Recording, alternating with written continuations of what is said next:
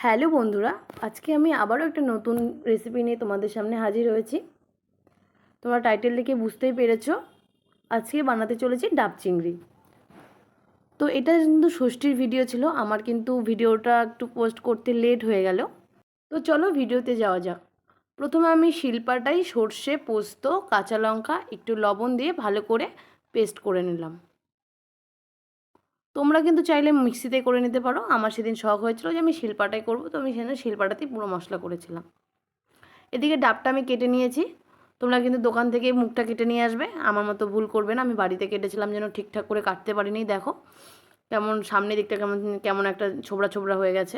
তো যাই হোক, ডাব থেকে আমি জলটা বের করে নিলাম। আর এবার ডাবের ভেতর থেকে যে মালাইটা আমি বের করে নিচ্ছি চামচ দিয়ে। তো সব মালাই বের করা হয়ে গেছে। এবার এদিকে আমি একটা গামলাতে দিয়ে দিয়েছি সর্ষে পোস্তর যে পেস্ট, দিয়ে দিলাম কাশ্মীরি লঙ্কার গুঁড়ো, হলুদ, লবণ। অন্যদিকে মালাইটা আমি মিক্সিতে পেস্ট করে নিচ্ছি। তো আমার পেস্ট করা হয়ে গেছে।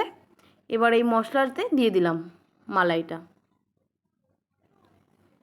মালাইটা দিয়ে দিলাম এবার ডাবের জল, যেটা আমি ছেঁকে নিয়েছিলাম। দিয়ে সবগুলো উপকরণ একসঙ্গে মিশিয়ে নিলাম। এবার এখানে দিয়ে দেবো সর্ষের তেল, দিয়ে আবারও সব কিছু একসঙ্গে মিশিয়ে নিলাম।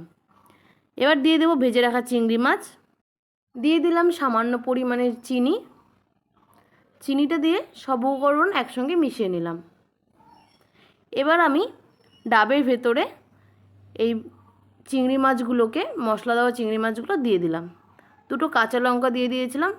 দিয়ে এবার ভালো করে মুখটা বন্ধ করে দেব। তো আমার কাছে ঢাকা দেওয়ার যে ডাবের উপরের অংশটা সেটা ছিল না, যার কারণে আমি নারকেলের যে মালই বলি সেটাকে দিয়ে আমি ভালো করে আটা দিয়ে মুখটা বন্ধ করে দিয়েছিলাম। এবার প্রেসার কুকারে সামান্য জল দিয়ে দিয়েছি, জলটা গরম হয়ে গেছে। বেরিটা দিয়ে ডাবটাকে বসিয়ে দিলাম। 30 মিনিট গ্যাসের চুলাটা মিডিয়াম আছে, 30 মিনিট ভাপিয়ে নিলাম। তো এবার আমি 30 মিনিট পর এই আটাটা খুলে মুখটা খুলে দিলাম। এবার দেখো একটা সুন্দর একটা স্মেল আসছিল। এবার আমি একটা বাটিতে ঢেলে নিলাম। ভিডিওটা তোমাদের কেমন লাগলো অবশ্যই জানিও। ভালো লাগলে লাইক, কমেন্ট, শেয়ার করে দিও। আর ফেসবুকে দেখলে ফলো করে দিও। আর ইউটিউবে দেখলে আমার চ্যানেলটা সাবস্ক্রাইব করে দিও।